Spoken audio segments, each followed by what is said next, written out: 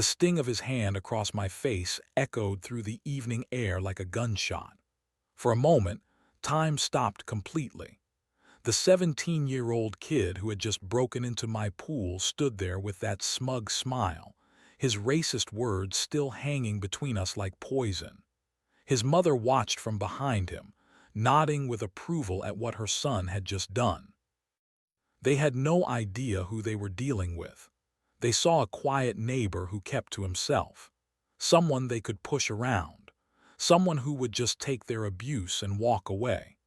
But as I felt the heat rising in my cheek where his palm had connected, I made a decision that would change everything for this entitled family. I turned toward my house, my hand moving instinctively toward my back pocket where my badge waited. After 25 years of serving this community, I was about to show them exactly what happens when you assault a police chief. After 25 years of protecting and serving this community, all I wanted was peace. A quiet place where I could come home after dealing with the worst of humanity and find some small slice of paradise. That is exactly what I thought I had found when I purchased the beautiful colonial house on Maple Ridge Drive. The neighborhood screamed success and tranquility. Perfectly manicured lawns stretched like green carpets in front of impressive homes. The kind of place where people waved from their driveways and children rode bikes safely down tree-lined streets. My house sat on a corner lot with a privacy fence surrounding the backyard, where a crystal-clear swimming pool reflected the afternoon sun like a mirror. This pool was my sanctuary. After shifts that lasted 14 hours, after dealing with domestic violence calls and drug busts, after sitting through budget meetings and community complaints, I would come home and float in that water. The stress would melt away as I watched the sunset paint the sky in brilliant oranges and purples. I made a conscious decision to keep my profession private. Too many times in the past, neighbors had treated me differently once they learned I was a cop. Some became overly friendly, hopping for special treatment. Others grew cold and distant, viewing me with suspicion. I wanted to be just another neighbor on Maple Ridge Drive. That dream lasted exactly 3 weeks. Karen Mitchell lived in the house directly next to mine. She was the kind of woman who commanded attention without asking for it, always perfectly dressed, even when checking her mailbox. Her blonde hair never had a strand out of place, and she carried herself with the confidence of someone who had never been told no in her entire life. Our first interaction came on a Tuesday morning as I was leaving for work. She appeared at her front door as if she had been waiting for me. "Excuse me," she called out, her voice carrying that particular tone that immediately put me on edge. I wanted to discuss the maintenance standards for this neighborhood. I walked over, genuinely curious about what she meant. "Is there a problem with my property?" Her eyes scanned my front yard with obvious judgment. "Well, your grass is getting a bit long. We work very hard to maintain property values here. I hope you understand the importance of keeping up appearances."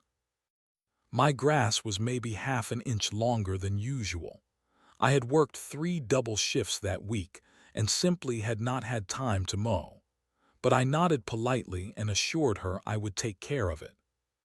That should have been the end of it, but Karen Mitchell was just getting started.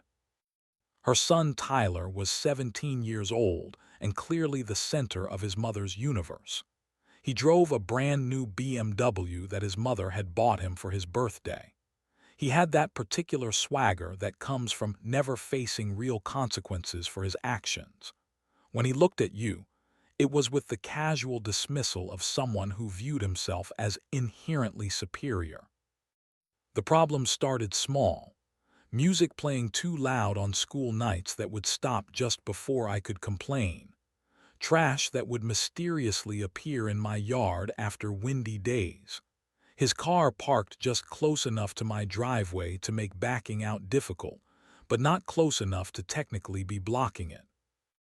Each time I approached Karen about these issues, she had an excuse ready.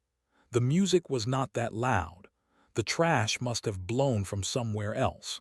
Tyler was just visiting a friend and would move his car soon. But her responses came with a subtle edge that grew sharper each time. She would look at me with barely concealed annoyance, as if I was the problem for bringing these issues to her attention. As if I was some kind of troublemaker who did not understand how things worked in a nice neighborhood like this. I remained patient, professional. After dealing with actual criminals every day, a difficult neighbor seemed like a minor inconvenience. I told myself that every neighborhood had its challenges, and that time would smooth over these rough edges. I had no idea that Corinne and Tyler were just testing my boundaries, seeing how much they could get away with before I would push back. They were predators in designer clothes, and they had identified me as their next victim. The call came in at 11:30 on a Thursday night, a domestic disturbance that turned into a 3-hour standoff with an armed suspect. By the time we had the situation contained and the paperwork finished, the sun was already rising on what had become Friday morning. I drove home exhausted, looking forward to nothing more than a hot shower and my bed. But as I turned onto Maple Ridge Drive, something was wrong. My front gate stood wide open, swaying slightly in the morning breeze. Music was coming from my backyard, not the distant sound of a radio from a neighboring house, but the unmistakable bass thump of a party happening on my property. I parked in my driveway and sat for a moment, trying to process what I was seeing and hearing. There were voices laughing and shouting from behind my house, the sound of water splashing, the clink of bottles and cans. Someone was having a party in my pool. I walked through my open gate and around to the backyard, and the scene that greeted me made my blood boil. 5 teenagers were in and around my pool. Trash was scattered across my carefully maintained deck. Empty beer bottles floated in the water I had spent hundreds of dollars to keep pristine. One kid had apparently been sick in my flower bed. At the center of it all was Tyler Mitchell, holding a beer and clearly the ringleader of this invasion. "Hey," I shouted, my voice carrying the authority of someone accustomed to being obeyed. "What do you think you are doing?" 4 of the 5 kids immediately scrambled for the gate, grabbing shoes and shirts as they fled.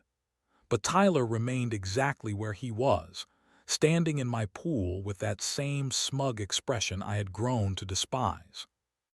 "Relax, man," he said, taking another drink from his beer. "We are not hurting anything." The casual arrogance in his voice was breathtaking. He was standing in my private pool, on my private property, after breaking through my locked gate, and he was telling me to relax. "You need to get out of my pool and off my property right now," I said, moving closer to the edge of the deck. "You are trespassing." Tyler laughed and shook his head. "Trespassing? Come on, dude.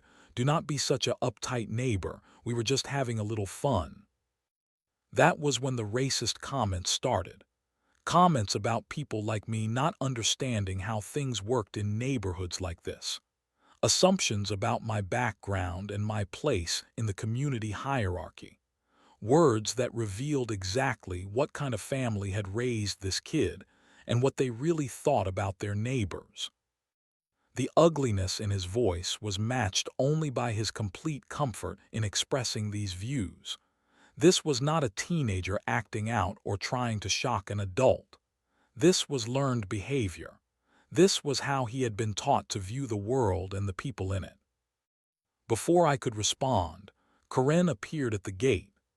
But instead of the embarrassed apology I expected from a parent whose child had just been caught breaking into a neighbor's property, she surveyed the scene with her hands on her hips and an expression of annoyance directed entirely at me.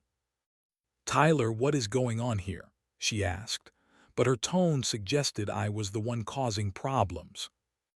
"This guy is freaking out because we used his pool for a few minutes," Tyler replied, as if I was being completely unreasonable.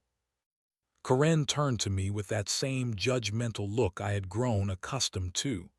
"I think you are overreacting," she said. "They are just kids having harmless fun. Nobody got hurt."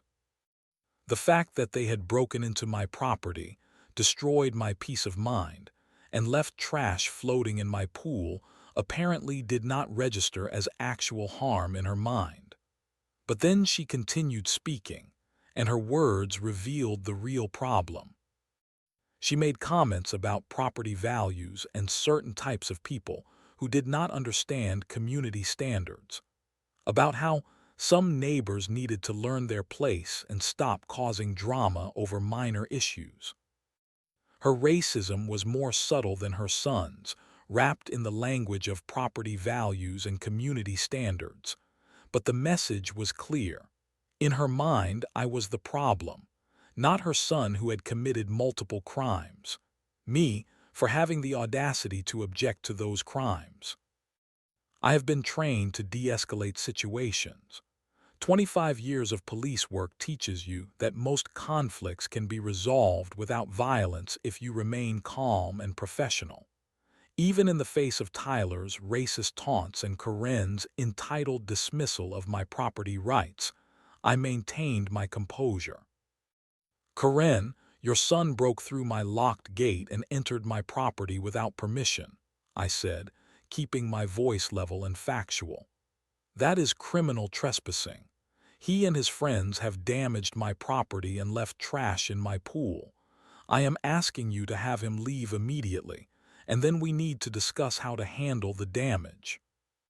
Karen's face flushed red, but not with embarrassment, with anger. "Are you threatening to call the police over some harmless teenage fun?" she asked, her voice rising. "Do you have any idea how that would look, how that would affect your standing in this neighborhood?" The irony was almost funny. She was essentially threatening to ruin my reputation in the neighborhood for reporting her son's crimes, as if being the victim of theft and trespassing would somehow reflect poorly on me. Tyler climbed out of my pool, water dripping onto my deck, and stood beside his mother. The two of them formed a united front of entitlement and barely contained rage that their authority was being questioned. "Look, man," Tyler said, his voice taking on a more aggressive edge. "Maybe you just do not understand how things work around here. Some people fit in and some people do not. Some people know their place and some people need to be taught."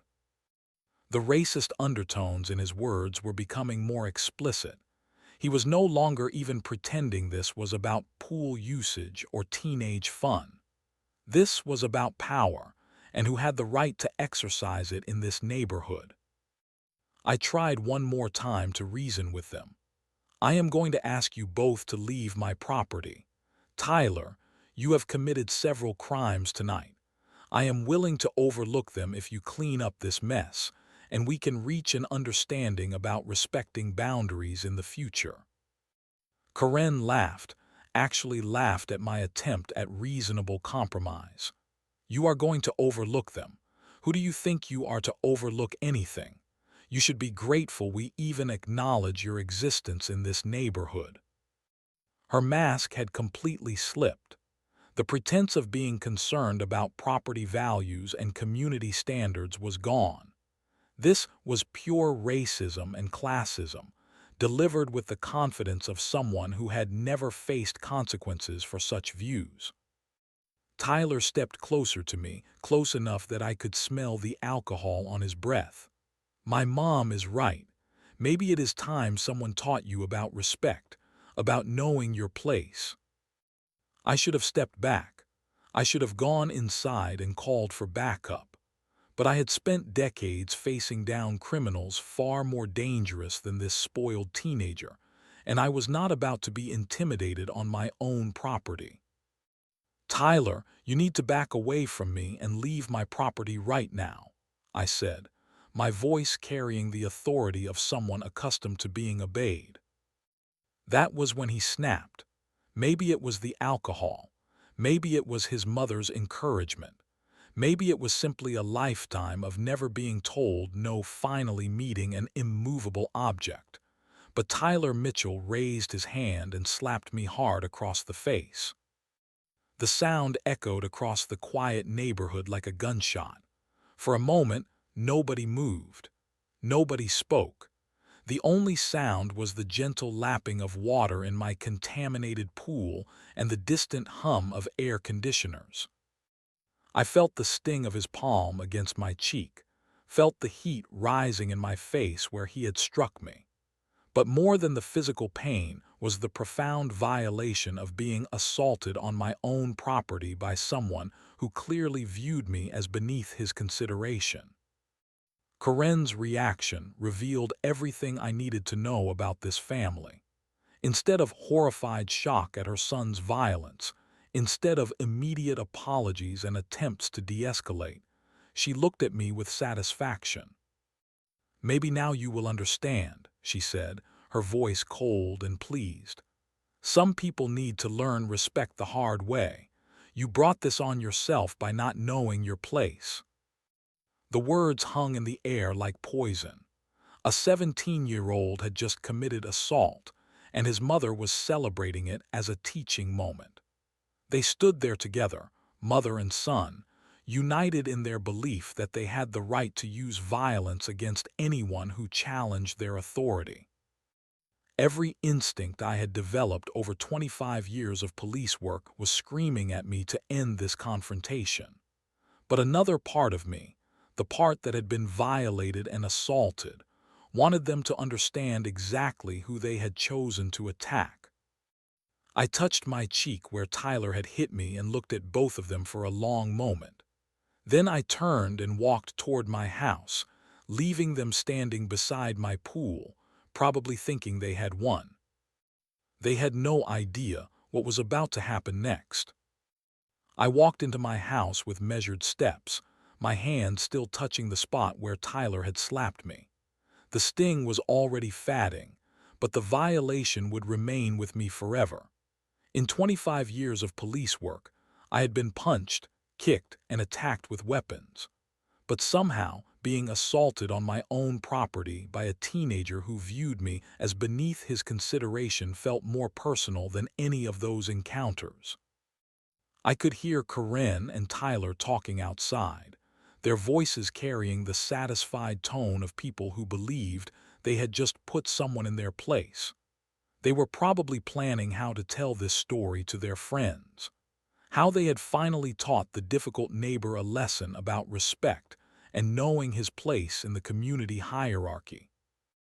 I opened the drawer in my kitchen where I kept my badge and identification. The weight of the shield in my hand was familiar and comforting. 25 years of service to this community, hundreds of commendations, a reputation built on fairness, professionalism, and an unwavering commitment to justice. As I walked back toward the pool area, I could see Karen and Tyler through the sliding glass door.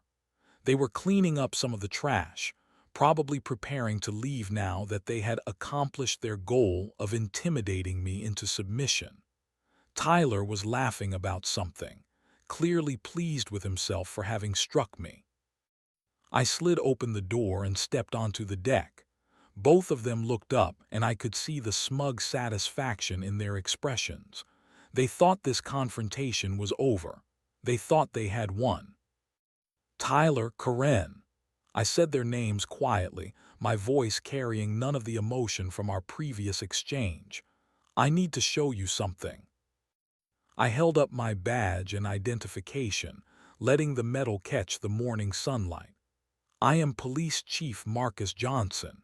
Your son just committed assault on a police officer." The change in their expressions was immediate and dramatic. Karen's face went completely white, all the color draining from her cheeks as if someone had opened a valve. Her mouth fell open, but no words came out. Tyler's reaction was even more satisfying. The smug confidence vanished from his face like someone had flipped a switch. His eyes went wide with terror as the full implications of what he had done began to sink in. The beer bottle slipped from his hand and shattered on the deck. That is not possible," Karen finally managed to whisper. "You are just a neighbor, you are just—" "I am the police chief of this city," I repeated, my voice carrying the authority of the office. "I have served this community for 25 years.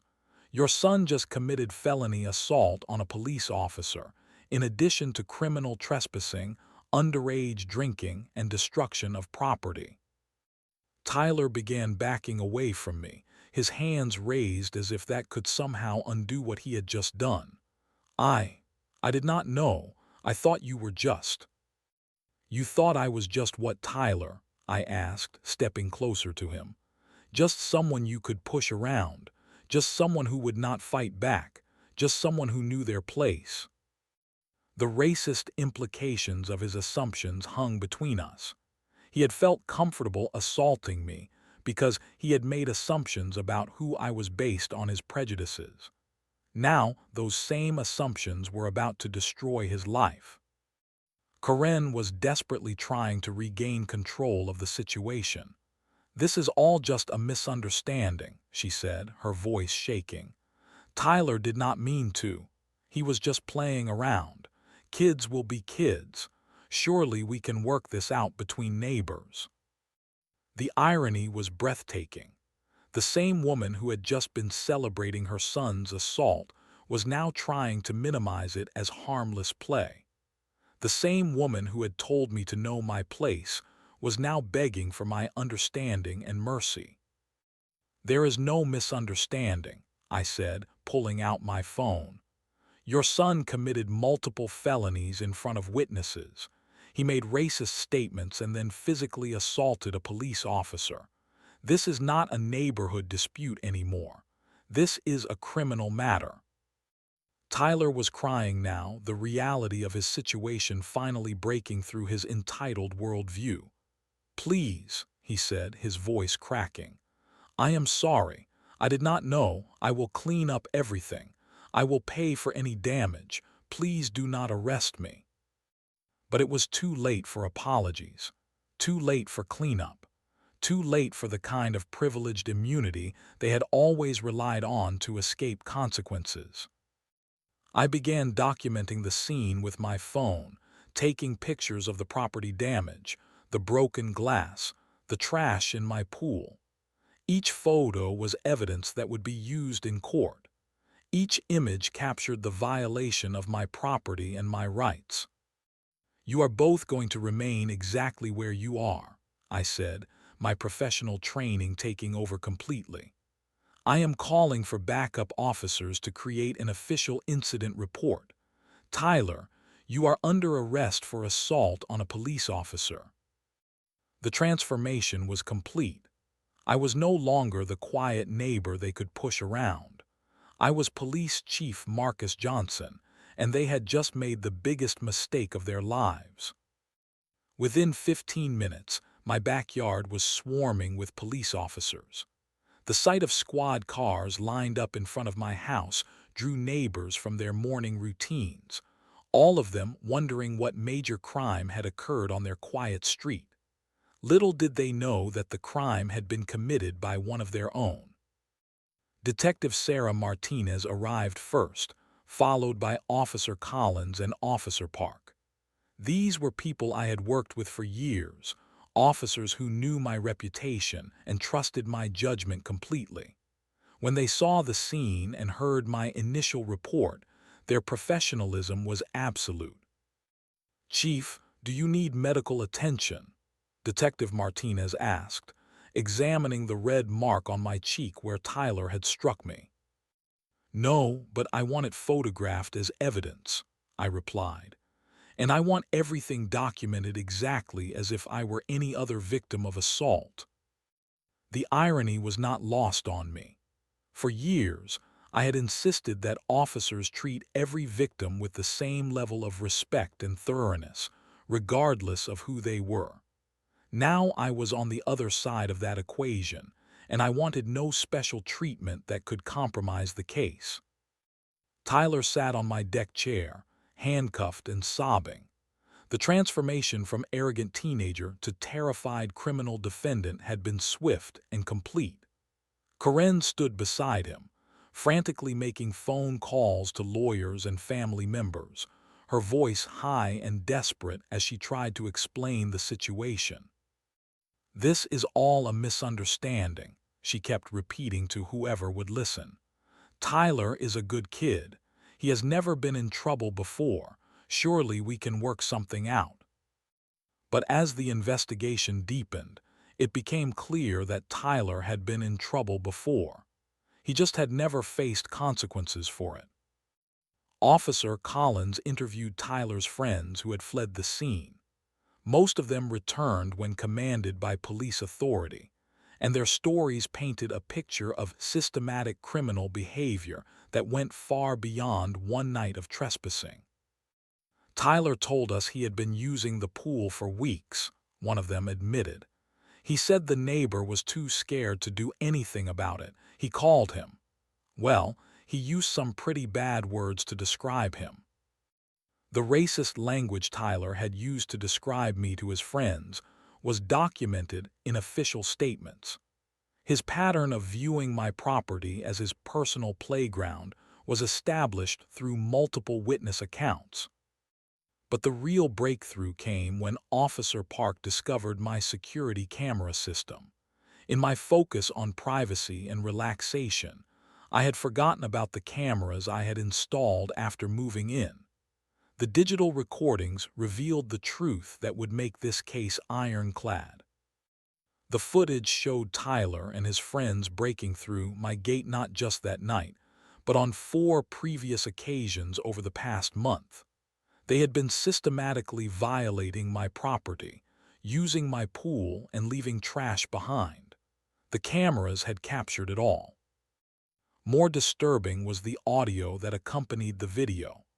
Tyler's racist commentary about me was recorded in high definition. His discussions with his friends about how certain types of people needed to be taught their place. His mother's encouragement of his behavior during her brief appearances in the recordings. "Chief, you need to see this." Detective Martinez called me over to her laptop. "The footage from 2 weeks ago." The video showed Tyler and 3 friends not just using my pool, but actively vandalizing my property. They had scratched racial slurs into my fence. They had dumped trash directly into my flower beds. They had urinated on my deck furniture. Each act of vandalism was a separate criminal charge. Each racist statement was evidence of hate crime enhancement. What I had thought was one night of trespassing was actually weeks of systematic criminal behavior motivated by racial hatred. But the investigation revealed something even more disturbing. As word spread through the neighborhood about Tyler's arrest, other residents began coming forward with their own stories. Mrs. Chen from 3 houses down reported that Tyler had thrown eggs at her car while shouting anti-Asian slurs. Mr. Rodriguez across the street described finding his mailbox destroyed after he had refused to mow Tyler's lawn for pocket money. The elderly Johnson couple reported that Tyler had been stealing packages from their porch for months. A pattern emerged of a young man who viewed himself as entitled to take what he wanted from neighbors he considered inferior. The common thread in all these incidents was Tyler's racist language and his assumption that his victims would not fight back. Karen's attempts to use her social connections to make this go away only made things worse.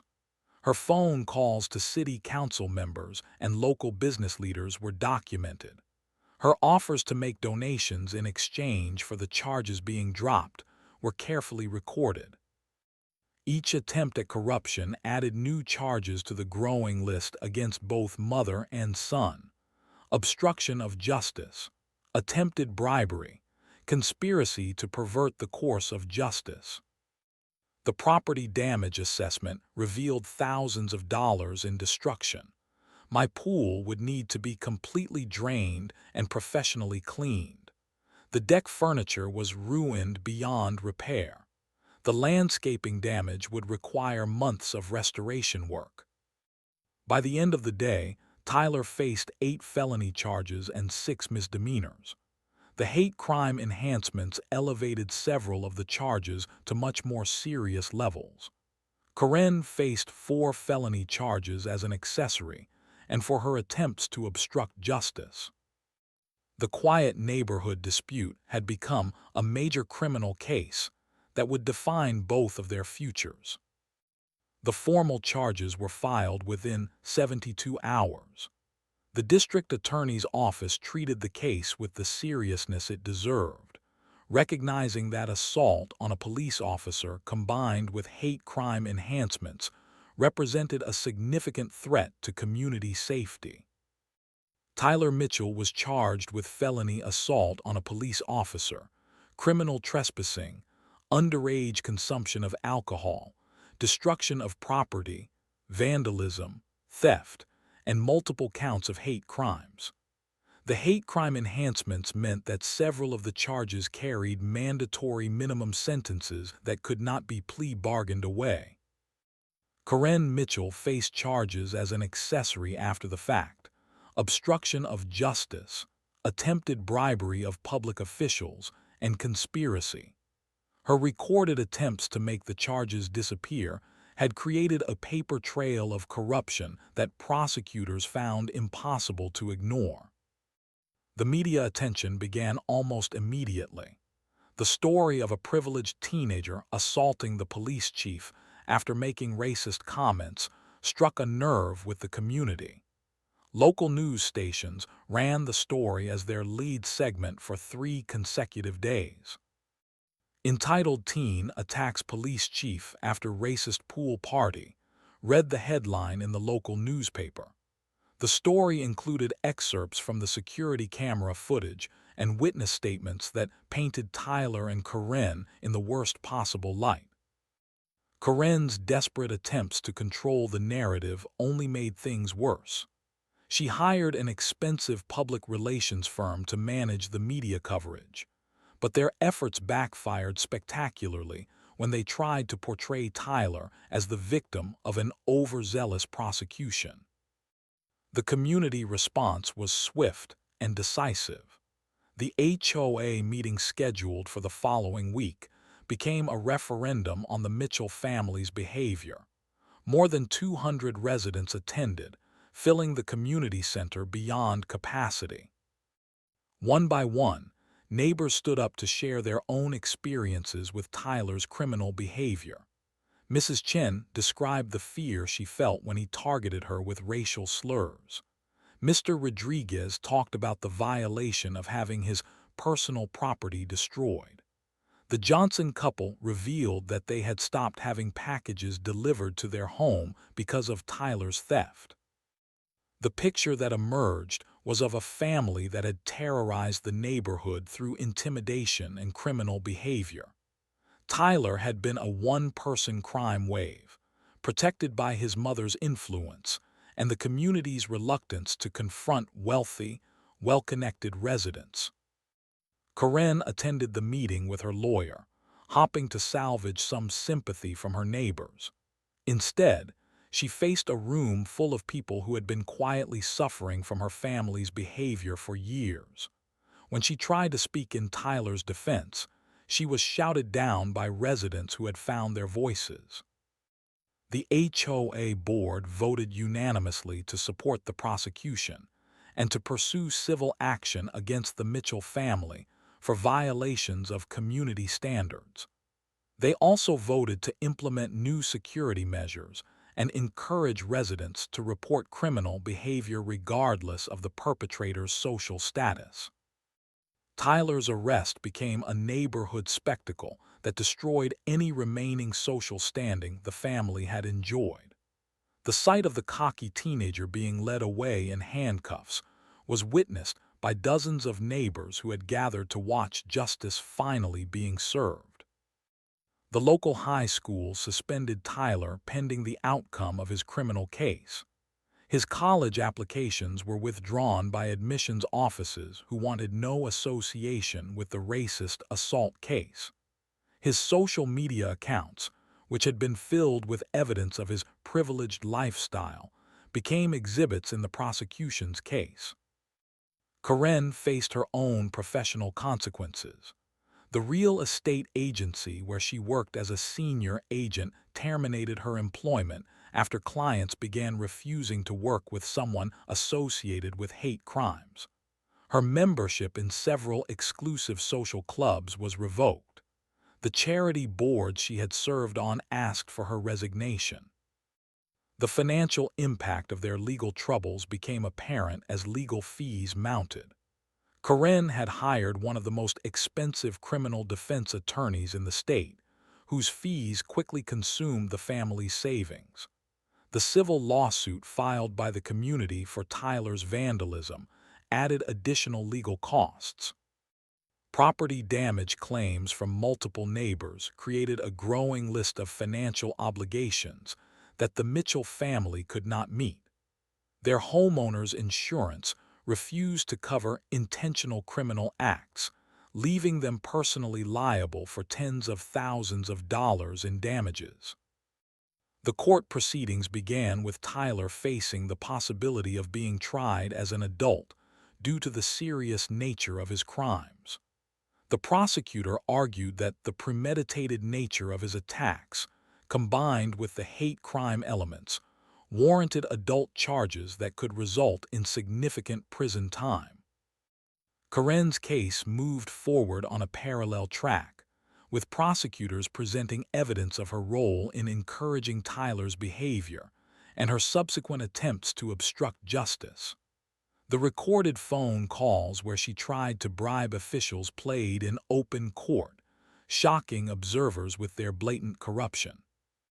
The wheels of justice were turning with methodical precision, and the Mitchell family was discovering that their privilege and connections could not protect them from the consequences of their actions.